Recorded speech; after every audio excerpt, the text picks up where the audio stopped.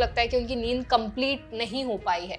तो क्या ये चीज़ नॉर्मल है हर दिन ऐसा महसूस करना, या ये कोई स्लीप डिसऑर्डर की शुरुआत हो सकती है? फिर आपको सुबह ऐसा लगेगा कि अच्छा, सुबह उठ के ही आपको लगेगा ओहो मेरी तो नींद ही पूरी नहीं हुई।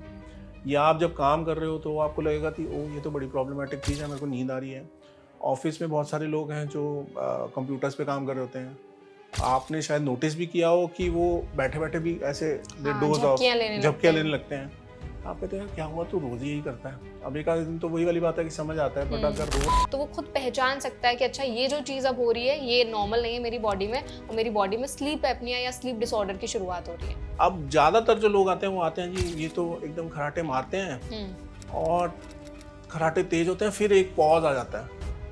तो साँस रुक जाती है। सांस रुक जाती है, या जो फैमिली मेंबर है, वाइफ है, वो बताएगी एक पॉज आएगा, फिर वो तेज तेज शुरू होता है। पॉज आया है तो फिर फीडबैक मैकेनिज्म ब्रेन को जाता है कि कुछ प्रॉब्लम हो रही है।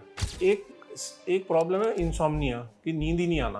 हुँ, और नींद ही नहीं आने का मतलब ये है कि बहुत सारे पेशेंट आएंगे हमारे पास, मेरे को नींद नहीं आती रात को, मैं बहुत लेट सोता हूँ। तो वो उसमें एक टर्म होती है जिसको हम बोलते हैं स्लीप हाइजीन। स्लीप हाइजीन ऐसा रहता है कि हम नॉर्मली भी पेशेंट को बताते हैं कि भाई तुमने एक तो टी, कॉफ़ी, स्मोकिंग, ये सब चीज़ें 6-7 ओ क्लॉक के बाद नहीं करनी है। हुँ, तो अगर आप इफ़ यू सपोजिटली आप जाते हो 11 बजे तक बेड पे, तो 3 या 4 घंटे का पहले तो ये गैप होना चाहिए। फिर आपका जो डिनर है वो भी, उसमें भी 2-1-3 घंटे का गैप होना चाहिए। तो अगर हम सो रहे हैं उस टाइम पे सोने से पहले हमें कुछ पर्टिकुलर चीज़ें नहीं खानी है ताकि हमारी स्लीप अच्छी रहे, अच्छी नींद हम ले पाएँ। तो हैवी खाना तो नहीं खाना है बिल्कुल। ठीक है। ऑयली, स्पाइसी, ये चीज़ें अवॉइड करनी है। स्मोकिंग, ड्रिंकिंग एक बड़ा कॉमन, हुँ, आपने अगर बहुत सारे लोगों का स्लीप एपनिया वर्सन कर जाता है आफ्टर द टेक 1 और 2 डेज़। तो वो पेशेंट नहीं बताएगा, उसके जो फैमिली मेंबर है वो बताता है कि जिस दिन ये इफ़ ही टेक्स अल्कोहल, उस दिन बहुत ज़्यादा इनको स्नूरिंग होती है। क्या कुछ ऐसी भी खाने में चीज़ें हैं जो हम रात को खाते हैं तो हमें अच्छी नींद आती है और नींद हमारी डिस्टर्ब नहीं रहती? अब ये वैसे बहुत स्टडीज़ चल रही हैं। हुँ, कुछ लोग कहते हैं कि बनानास ले लो, अच्छा। कुछ मिल्क लेते हैं, पहले से वो तो हमारे से पहले से चला आ रहा है। तो क्या ऐसा भी होता है कि उसकी वज़ह से इंसान की डेथ तक हो जाए या रिस्क बढ़ जाए डेथ का? स्लीप एपनिया में अगर बहुत देर ऑक्सीजन नहीं जा रही है, या बड़े लंबे टाइम से स्लीप एपनिया चल रहा है, तो बॉडी में चेंजेस ऐसे आ रहे हैं कि वो रिदम डिसऑर्डर्स कर सकता है। हुँ, एक तो स्लीप एपनिया खुद ही, जो हार्ट अटैक में जो नॉर्मली जैसे एक रिस्क फैक्टर है, जैसे हाइपरटेंशन एक रिस्क फैक्टर है, डायबिटीज एक रिस्क फैक्टर है, वैसे ही स्लीप डिसऑर्डर्स भी एक रिस्क फैक्टर है। तो एक तो वो उस तरीके से भी कर सकता है, दूसरा ये रिदम डिसऑर्डर्स भी कर सकता है। तो जब हम स्लीप स्टडी, जो एक इसका डायग्नोस्टिक टेस्ट है, उसमें करते हैं, तो उसमें हार्ट की रात को ईसीजी लीड्स भी लगी रहती हैं उसमें, हुँ। ताकि उसका रिदम पता लगता रहे क्या हो रहा है। तो डेथ डेफिनेटली, अब ऐसे पता नहीं लगेगा आपको किससे हुई, और इसका नाम सीधा जाएगा हार्ट अटैक पे।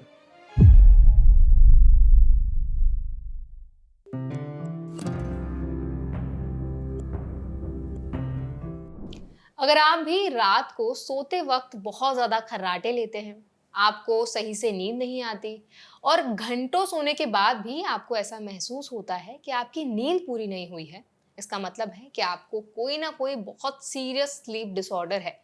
तो आज के हमारे सेशन में हम बात करेंगे स्लीप डिसऑर्डर्स के बारे में। हम बात करेंगे स्लीप एपनिया की, इसके क्या कॉजेज होते हैं, सिम्टम्स क्या होते हैं और क्या-क्या इसके ट्रीटमेंट ऑप्शंस अवेलेबल हैं। तो सेशन को एंड तक जरूर देखिएगा। Hi, my name is Varsha Dubey and I watching NBT live. आज हमारे साथ एनबीटी लाइव के इस पॉडकास्ट सेशन में बहुत ही एक्सपर्ट और एक्सपीरियंस गेस्ट मौजूद हैं। हमारे साथ आज मौजूद हैं एक पल्मोनोलॉजिस्ट, डॉक्टर नवनीत सूद। तो डॉक्टर, आपका एनबीटी लाइव में बहुत बहुत स्वागत है। Thank you. सो डॉक्टर, जैसे मैंने बताया कि आज का जो सेशन है ना, बहुत ज़्यादा लोगों के जो हमारे सवाल आते हैं जिस चीज़ पर, उस पर हम करने वाले हैं। जी। तो सबसे पहला सवाल डॉक्टर मेरा आपसे ही रहेगा कि बहुत से ऐसे लोग हैं जो ये कंप्लेन करते हैं कि मैंने घंटों-घंटों की नींद ली लेकिन फिर भी ना मेरी नींद पूरी नहीं हुई है।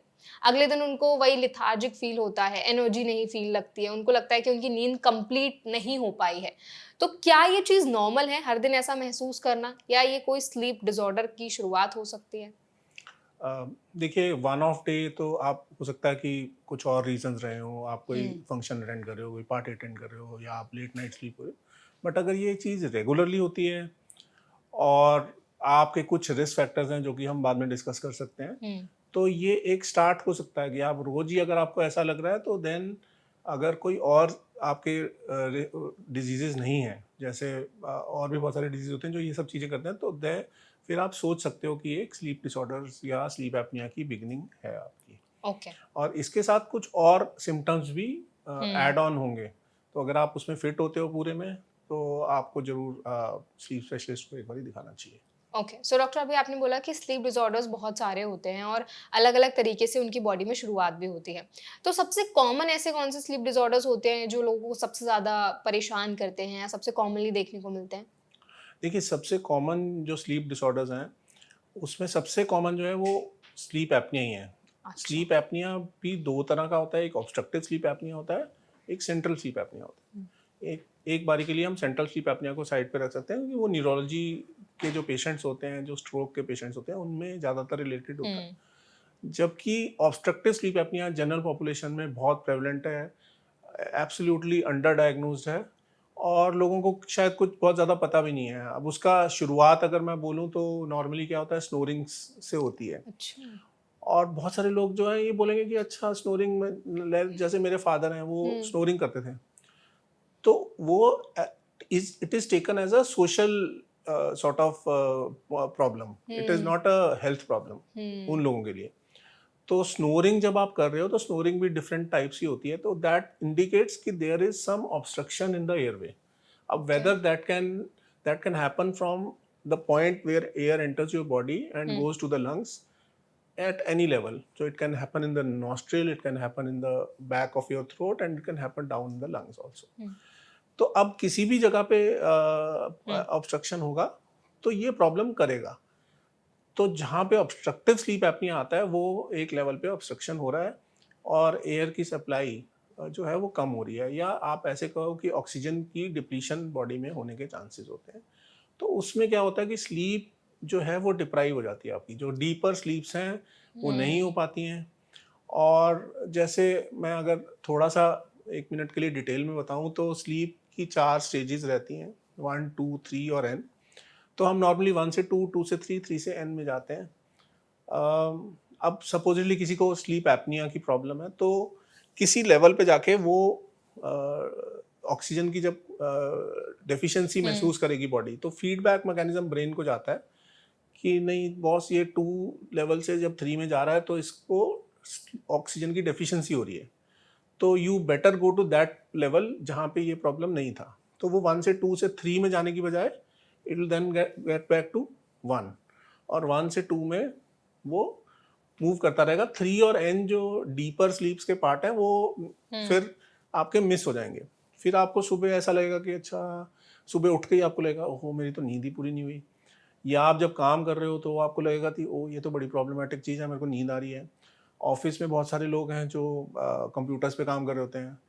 आपने शायद नोटिस भी किया हो कि वो बैठे बैठे भी ऐसे दे हाँ, डोज ऑफ, झपकियाँ लेने लगते झपकियाँ लेने हैं। लगते हैं। आप कहते हैं यार क्या हुआ, तू रोज ही यही करता है। अब एक आधे दिन तो वही वाली बात है कि समझ आता है, बट हुँ। अगर रोज ही वैसा है, फिर अमूमन ऐसे लोग थोड़े ओवरवेट होते हैं, ओबीज होते हैं, पर जरूरी नहीं है कि वो वेट के साथ ही रिलेटेड हो, कुछ फेस के स्ट्रक्चर के साथ रिलेटेड भी होता है। और ऐसा भी नहीं है कि बड़ों में है, ये बच्चों हुँ। में भी होता है, पर उसका रीजन एक अलग होता है। तो बच्चों में क्या रीज़न होता है? तो बच्चों में बहुत कॉमनली मिस्ड रीजन होता है, वो होता है एडिनॉइड या टॉन्सिल्स का बहुत बड़ा होना। अच्छा। तो वो ये गले में हमारे पीछे की तरफ रहते हैं। विद एज ये लोग ये रिग्रेस कर जाते हैं, हुँ। एडिनॉइड भी और टॉन्सिल्स भी।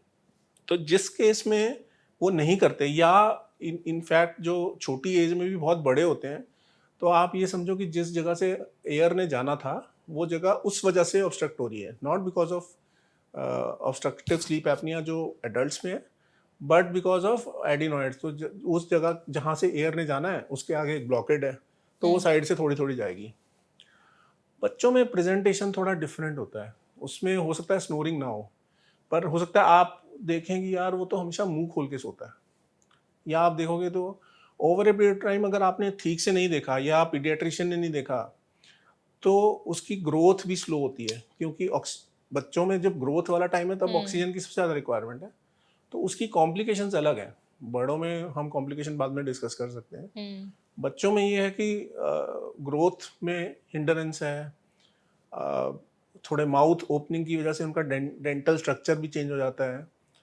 तो वो आप पिक करना बहुत ज़रूरी है उस चीज़ को। तो वो कहेगा कि अरे ये बच्चा का ग्रोथ भी कम है, पतला सा रहता है, फिर पढ़ाई में भी इसका मन नहीं लगता या एडिक्वेटली वो he can not do it. तो वो एक अलग सेट ऑफ ग्रुप ओके, है, बट वो समझ भी गई। है ऑब्स्ट्रक्टिव स्लीप एपनिया, जो हमने पहले डिस्कस किया कि अलग अलग लेवल पे प्रॉब्लम हो सकती है। मोस्ट कॉमनली जो मिलता है वो हमें मिलता है कि ओवरवेट, मिड एज या एडल्ट या young adults with other metabolic हो या ना भी हो, बट वो ये स्लीप एपनिया एक रिस्क फैक्टर है डायबिटीज, हाइपरटेंशन और थायराइड का। ओह! और शायद बहुत सारे लोगों ने किसी ना किसी को कोई जानते होंगे कि रात को सोए और रात को he did not wake up in the morning कोई।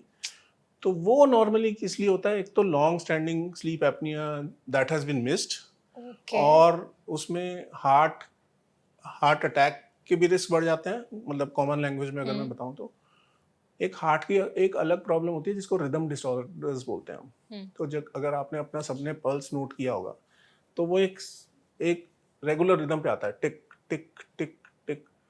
उसमें क्या होता है कि अरिदमियाज, ए रिदम इज अरिदमियाज होते हैं, जो कि रिदम बहुत चेंज हो सकती है और कई बार बहुत गंदी वाली रिदम भी हो सकती है।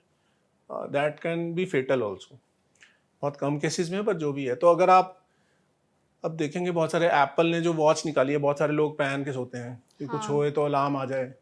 तो वो सिर्फ रिदम डिसऑर्डर्स को तो पिक कर लेगा और बाकी कोई चीज़ को वो पिक नहीं पिक नहीं करेगा। कर पाएगा। और वो होगा काफ़ी एडवांस स्टेज में, जब स्लीप डिसऑर्डर आपका बहुत, या स्लीप एपनिया आपने बहुत दिनों से मिस कर मिस दिया कर है। दिया है या आपने उसको ध्यान नहीं दिया उसको। सो डॉक्टर, अभी ना आपने बहुत अच्छे से ये मेंशन किया है कि अक्सर ना ये चीज़ लोग इग्नोर कर देते हैं। यूजुअली हमारे फैमिलीज़ में भी हम देखते हैं कि कई लोग हैं जो खर्राटे लेते हैं। आपने बताया कि खर्राटे भी अलग-अलग तरीके से होते हैं और आप कहीं न कहीं वो भी एक अलार्मिंग साइन है, उनमें छुपा हुआ है कि स्लीप एपनिया हो रहा है व्यक्ति को या नहीं हो रहा है, उसका एक बहुत अलार्मिंग साइन है इसमें। सो क्या ऐसे कुछ अलार्मिंग साइन्स हैं, कुछ ऐसे सिम्पटम्स हैं कि फैमिली वाला जो पर्सन है या वो खुद जो पर्सन है, वो अगर उन सारी चीज़ों को नोटिस करता है, तो वो खुद पहचान सकता है कि अच्छा ये जो चीज़ अब हो रही है, ये नॉर्मल नहीं है मेरी बॉडी में और मेरी बॉडी में स्लीप एपनिया या स्लीप डिसऑर्डर की शुरुआत हो रही है। बिल्कुल, ये चीज़ जो है ना वो फैमिली वाला ही बताएगा। हुँ, पेशेंट को तो खुद पता ही नहीं कुछ पता क्या ही हो नहीं रहा है। चल रहा है। तो जैसे मेरे पास पेशेंट्स आते हैं, मेरे को तो अभी स्ट्रक्चर देख के समझ आता है कि इनको स्लीप एपनिया का भी एक एलिमेंट है। हुँ, तो मैं फिर लीडिंग क्वेश्चन पूछ सकता हूँ। बट एक नॉन मेडिको या फिर एक जनरल फिजिशियन जिसको इस चीज़ का आइडिया नहीं है, वो इस चीज़ से लीडिंग क्वेश्चन नहीं पूछेगा। अगर बहुत सारे पेशेंट हैं जो हुँ, ट्रीटमेंट लेते रहते हैं अपना इधर उधर से, मान लो एक जनरल फिजिशियन से ले रहे हैं, ब्लड प्रेशर के लिए ले रहे हैं सिंपल सा ट्रीटमेंट, या डायबिटीज़ के लिए ले रहे हैं, वो इस चीज़ को नहीं पिक करेगा कि ये हो क्यों रहा है, हुँ, क्योंकि वो रूट कॉज जैसे स्लीप एपनी है।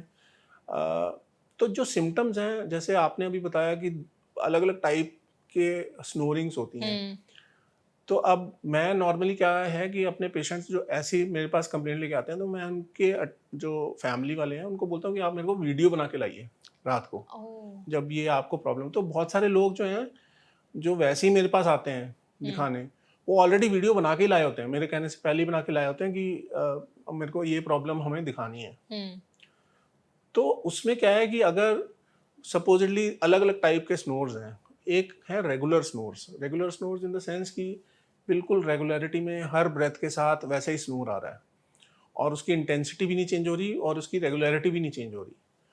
वो नॉर्मली, ये कोई थंब रूल नहीं है, बट नॉर्मली वो इंडिकेट करता है कि आपके ऊपर का जो एयरवे है उसमें कोई लेवल पे ऑब्स्ट्रक्शन है। हुँ, वो वेदर नाक में ऑब्स्ट्रक्शन है कि नाक के पीछे वाले हिस्से में है, तो उसको इवेल्युएट करना उस हिसाब से ज़रूरी है, क्योंकि उन केसेस में क्योर होना बहुत इजी है, सर्जिकल इम्प्रूवमेंट होनी है या क्या होना है वो अलग चीज़ है। अब ज़्यादातर जो लोग आते हैं वो आते हैं जी ये तो एकदम खराटे मारते हैं हुँ, और खराटे तेज होते हैं, फिर एक पॉज आ जाता है, साँस रुक तो जाती है। सांस रुक जाती है, या जो फैमिली मेंबर है, वाइफ है, वो बताएगी एक पॉज आएगा, फिर वो तेज तेज शुरू होता है। तो वो जो मैंने आपको पहले बताया था कि वो 1 से 2 में जा रहा है, 2 से 3 में जा रहा है, तो 3 में जब तब जागने पे जब प्रॉब्लम आई है उसको, वो पॉज आया है, तो फिर फीडबैक मैकेनिज्म ब्रेन को जाता है कि कुछ प्रॉब्लम हो रही है। तो जैसे आपका फायर अलार्म नहीं बजता, तो वो कहता है नहीं नहीं, ये 3 में इस बॉडी में ऑक्सीजन नहीं जा रहा है, तो might as well we go to the place where जहाँ पे ये प्रॉब्लम नहीं थी। तो वो या तो वो 2 में जाएगा या 2 से 1 में भी चला जाएगा। तो 1 में प्रॉब्लम नहीं थी तो वो फिर वो सांस लेने लग जाते हैं, फिर वो तेज तेज खराटे आने लग जाते हैं, फिर सांस लेने लग जाता है, फिर ये cycle it keeps on repeating.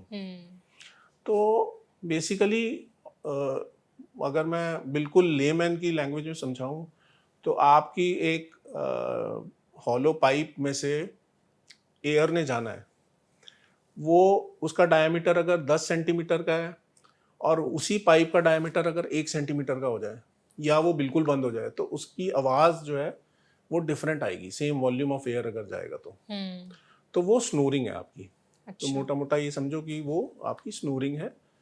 और जब वो कम हो जाता है तो स्नोर्स भी बढ़ जाते हैं, और जब बिल्कुल बंद हो जाता है तो वो एपनिया। एपनिया जो होता है वो उसको बोलते हैं हम कि बिल्कुल सिसेशन ऑफ ब्रीदिंग, मतलब बिल्कुल ब्रीदिंग रुक गई।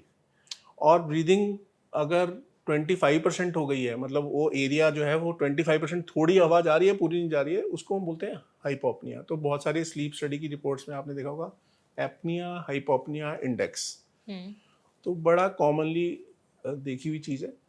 तो वो इंडिकेट करता है कि कितनी प्रॉब्लम है, ठीक है, वो सिविरिटी भी अलग लेवल पे पता चल जाती है। डॉक्टर, अगर किसी को स्लीप एपनिया की वजह से बहुत खर्राटे आ रहे हैं और आपने बताया कि सांस भी एक जगह पे रुक जाती है कहीं कभी ना कभी, तो क्या ऐसा भी होता है कि उसकी वजह से इंसान की डेथ तक हो जाए या रिस्क बढ़ जाए डेथ का?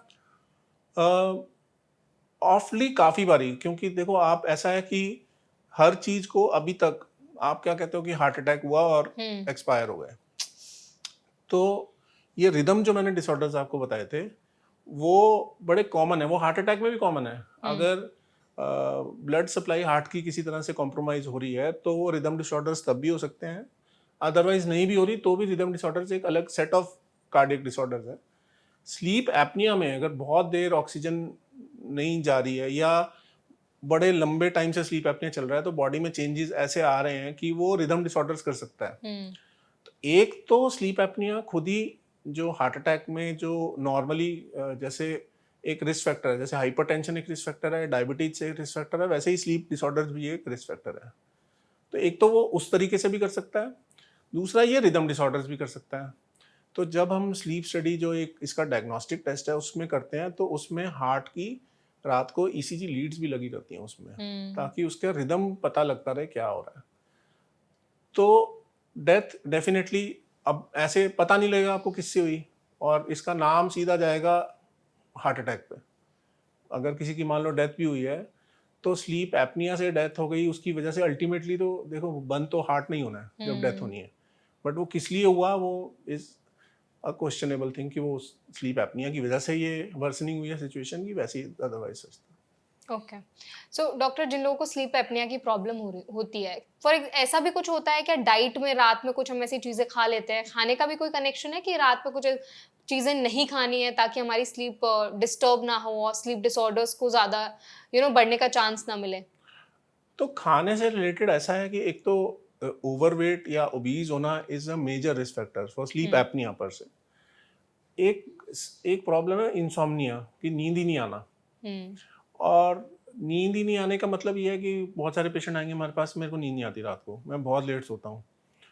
तो वो उसमें एक टर्म होती है जिसको हम बोलते हैं स्लीप हाइजीन। स्लीप हाइजीन ऐसा रहता है कि हम नॉर्मली भी पेशेंट को बताते हैं कि भाई तुमने एक तो टी, कॉफ़ी, स्मोकिंग, ये सब चीज़ें 6-7 ओ क्लॉक के बाद नहीं करनी है।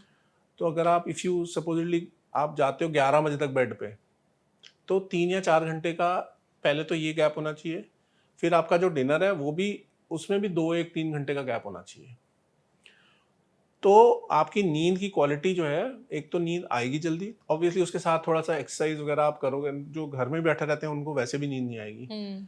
सनलाइट में जाना भी जरूरी है। अब जैसे बहुत सारे लोग ऑफिस में ही पड़े रहते हैं बहुत सारे टाइम, या घर में भी पड़े रहते हैं, उनको जैसे सन का जो आपका ना सर्केडियन रिदम है बॉडी का भी वैसे ही रहता है।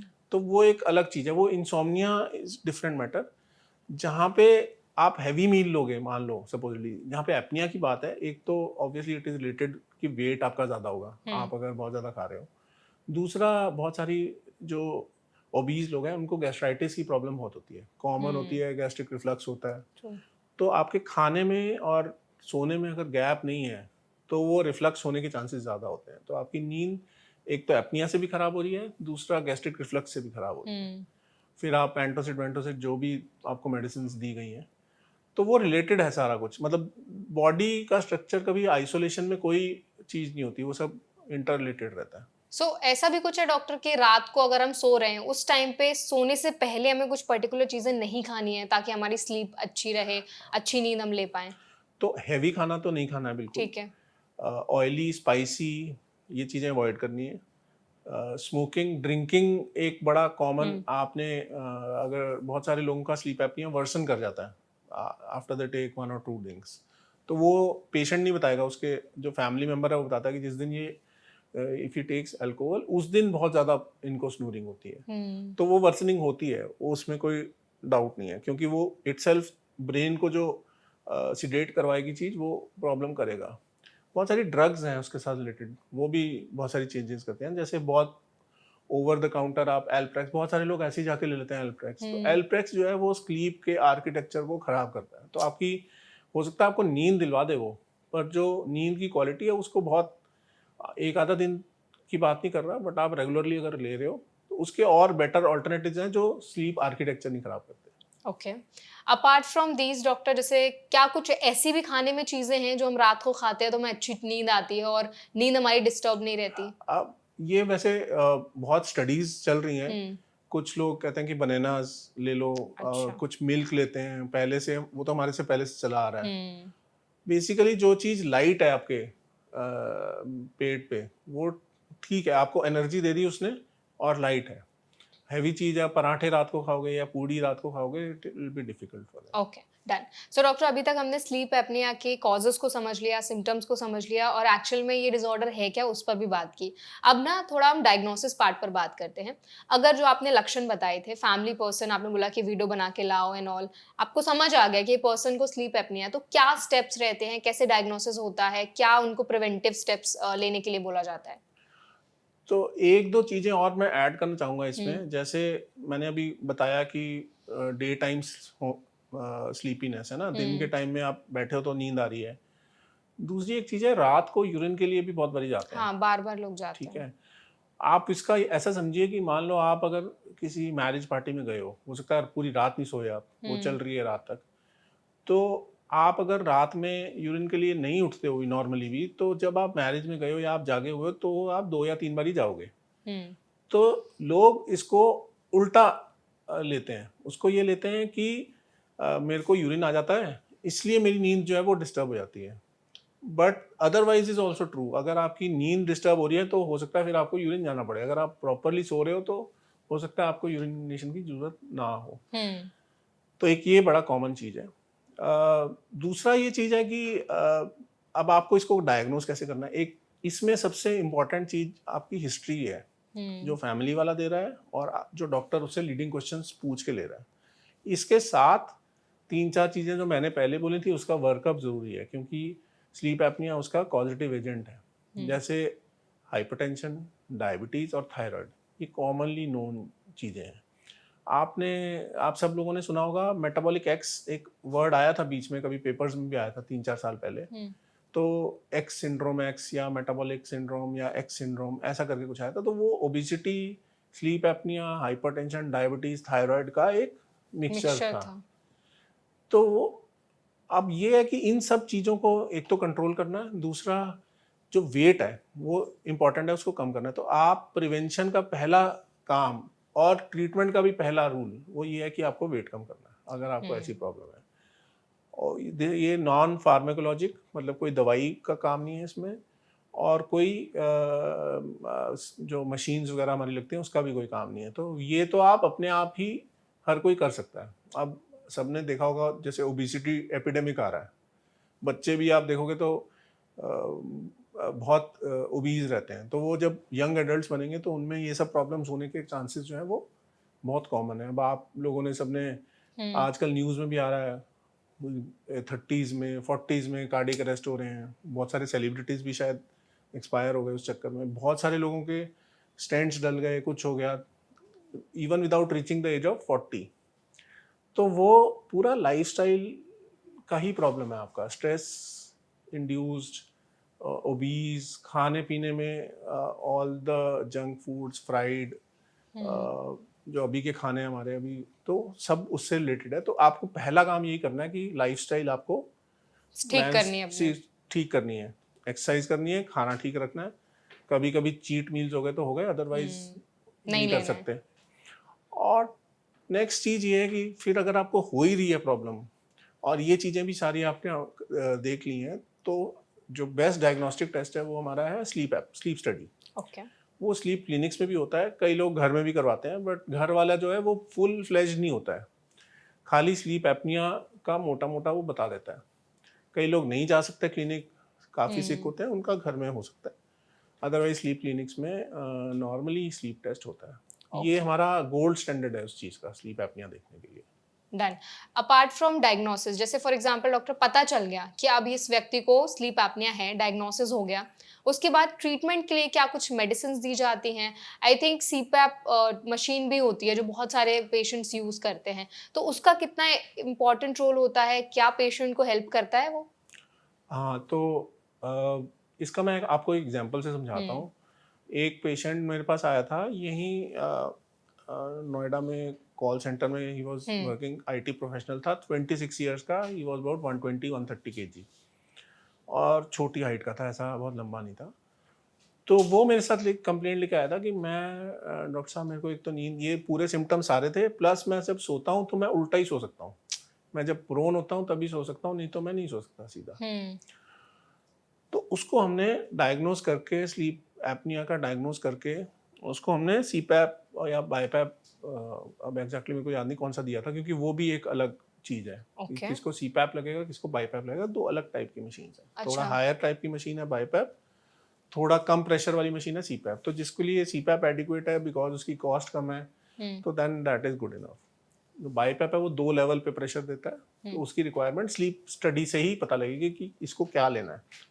ये भी एक इम्पॉर्टेंट पॉइंट इसलिए है क्योंकि बहुत सारे लोग मेरे पास इसलिए आते हैं कि सर हमने तो सीपैप ले लिया, फिर भी मेरा ठीक नहीं हो रहा। अब मैं उसको बोलूँ कि तो दोबारा स्लीप स्टडी करा, तो वो भी कहेगा जी अभी कराई मैंने। अब वो उसने कोई अगर अच्छी क्वालिटी की स्लीप स्टडी नहीं है तो वो कहेगा जी आप सीधा सीपैप, या मैंने तो बेसिकली स्लीप स्टडी आपको ये भी इंडिकेट करेगी कि आपको बाईपैप लगाना है कि स्लीप पैप लगाना है। ठीक है, उसकी कॉस्ट में ही आधे आधे का फर्क है और एफिकेसी की भी जरूरत है। कॉस्ट को तो चलो आप छोड़ ही दो, ये है कि बाईपैप लोगे तो आपका सीपैप वाला काम भी हो जाएगा, बट सीपैप लोगे तो बाईपैप वाला काम नहीं होगा। और भी आगे एडवांस्ड फीचर्स आ गए हैं, वो डिपेंड करता है, बहुत कुछ कम पेशेंट में जरूरत पड़ती है, वो तो खैर आउट ऑफ ये परव्यू है, वो अलग चीज़ है। बट ये चीज़ है आपके, तो सीपैप बेसिकली उसका प्रिंसिपल हमारा, जैसे मैंने अभी पहले बताया कि एयरवे कोलैप्स हो रहा है किसी टाइम पे आपका, उसको स्प्लिंट करके रखना है या उसमें एक प्रेशर देके रखना है ताकि किसी वक्त भी ऑक्सीजन की सप्लाई कम ना हो। तो आप देखो, जो जिसका मैं आपको एग्जांपल दे रहा था, वो लड़का फिर सीधा सोने लग गया, बाईपैप लगा के सोता था और ही वॉज वेरी हैप्पी। अब तो he is lost to follow up, most likely he would have got better. उसको मैंने वेट रिडक्शन के लिए भी बोला ही था। तो ये पाया गया कि वेट रिडक्शन अगर आप मान लो 10% भी वेट रिडक्शन करते हो तो आपका जो स्लीप एपनिया इंडेक्स है वो काफ़ी कम हो जाता है। मशीन हो सकता है या तो हट जाए या प्रेशर्स उसके बहुत कम हो जाए। सो डॉक्टर, ये जो सीपैप मशीन आप बता रहे हो, ये कितने टाइम तक पेशेंट को यूज करनी पड़ती है? क्या लाइफ लॉन्ग यूज करना पड़ता है इसको? नहीं, ऐसा वही मैं कह रहा हूँ कि अगर आप बाकी चीज़ें भी कर रहे हो, हाँ, लाइफस्टाइल चेंज कर रहे हो, स्लीप की क्वालिटी आपकी बेटर हो रही है, ये चीज़ आपको ट्रिगर नहीं कर रही है और चीज़, क्योंकि स्लीप एपनिया आप देखोगे तो अगर स्लीप एपनिया किसी को है तो आप उसको कहोगे वेट लॉस करना है तेरे को, आप खुद ही आप इमेजिन करो जिनको नहीं भी है स्लीप एपनिया, अगर आप मान लो कहीं पे रात को नहीं सोते हो तो आपको अगले दिन कहे जी आपको जिम में जाना है, आपको कि मैं तो सोया ही नहीं, जिम में कैसे जाना है, वो पॉसिबल ही नहीं है, या मैं रनिंग में कैसे जाना है, मेरे को हो ही नहीं सकता। तो वो एक विशियस साइकिल हो जाता है, लिथार्जी, फिर स्लीप एपनिया बढ़ रहा है, वेट बढ़ रहा है, फिर उससे बढ़ रहा है तो फिर उससे लिथार्जी हो रही है, तो आपका कहीं कुछ साइकिल से तो आपको निकलना पड़ेगा ना। तो एग्जैक्टली। स्लीप एपनिया आपका हटेगा तो वो आप सुबह अगर फ्रेश फील करोगे तो कुछ कर भी पाओगे, वेट लॉस का भी कुछ कर पाओगे। अब तो खैर नई वेट लॉस की मेडिसिन आ गई हैं बहुत सारी, आपने सुना होगा, ओजेम्पिक। ट्रेने ओजेम्पिक है, मोन्जारो है। स्लीप एपनिया पे अभी उसकी बहुत ज़्यादा रिसर्च अभी ऐसा नहीं है, वेट लॉस तो है, अंडर प्रोसेस है। In 2-3 years we will have definitive data, but obviously I presume कि स्लीप एपनिया भी बेटर होगा। सो कंप्लीटली क्योरेबल है doctor sleep apnea? Completely curable है, ओके। कंप्लीटली क्यूरेबल है, डिपेंडिंग आप कितनी मेहनत करते हो अपने शरीर पे। ठीक है ना, आपने कंट्रोल कर लिया वेट आपका, तो एक पॉसिबिलिटी है कि पूरा हट जाए। कुछ सेट ऑफ पेशेंट्स में, कई पेशेंट्स में जिनमें एनाटमिकली कुछ प्रॉब्लम रही है, जैसे एक सेट ऑफ पेशेंट्स में जैसे बता सकता हूँ कि कईयों का टंग बहुत बड़ा होता है, तो उनमें एक ऑप्शन होता है सर्जरी का भी। तो वो जब आपका वर्कअप होगा स्लीप एपनिया का तो उसमें पूरा आ जाएगा। जैसे मैंने आपको पहले बच्चों का बताया था, एडिनोइड्स, टॉन्सिल्स, टंग और ये वाला एरिया, तो ये वाले एरिया में जो प्रॉब्लम होगी वो सर्जिकली ट्रीटेबल होती हैं ज़्यादातर टाइम। और दवाइयाँ लाइफ लॉन्ग चलती हैं इसकी? दवाइयाँ बहुत ज़्यादा इसकी है नहीं है। ओके।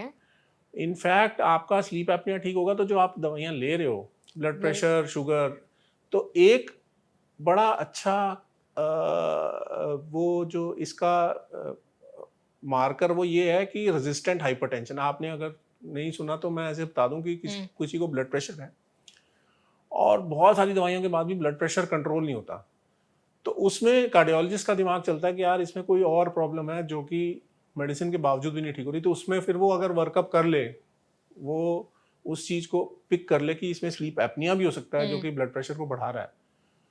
तो ये चीज़ें बहुत सारी मेडिसिन, मेरे तो 1-2 पेशेंट थे जिनका, एक लेडी थी, she was 108 kg, diabetes, hypothyroid and hypertension, भर भर के दवाइयाँ थी उनकी। तो उनका बिकॉज ऑफ सम रीज़न वो नहीं था, पर उनका मोस्ट लाइकली कैंसर भी हो गया था उनको, उनका वेट लॉस हुआ। मैं जस्ट ऐसे ही बता रहा हूँ वेट लॉस का फैक्ट। तो उनका वेट हो गया 78, तो 30 kg वेट लॉस हुआ। और वो दवाइयाँ मेरे को सारी बंद हो गई उनकी, पूरी A to Z including insulin, सब बंद हो गया। तो मैं बता रहा हूँ कि अगर आप कर सकते हो वेट लॉस अपना, तो ये भी चीज़ आपकी सारी जा सकती है। बिल्कुल। आई थिंक डॉक्टर ये सेशन बहुत ज़्यादा इंसाइटफुल था। आपने इस सेशन में स्लीप एपनिया के बारे में बहुत इन्फॉर्मेटिव इन्फॉर्मेशन आज हमारी ऑडियंस के साथ शेयर की, उसके कॉजेज, सिम्टम्स और क्या क्या ट्रीटमेंट ऑप्शंस अवेलेबल हैं। Thank you so much for such an insightful session. Thank you so much for your time. I hope आज का सेशन आपको हेल्पफुल लगा होगा। अगर सेशन आपको पसंद आया हो तो वीडियो को लाइक करें। कोई सवाल आप हमसे पूछना चाहते हैं तो कमेंट सेक्शन में ज़रूर बताएं। और ऐसे और भी हेल्थ पॉडकास्ट के लिए हमारे चैनल NBT लाइफ को ज़रूर सब्सक्राइब करें।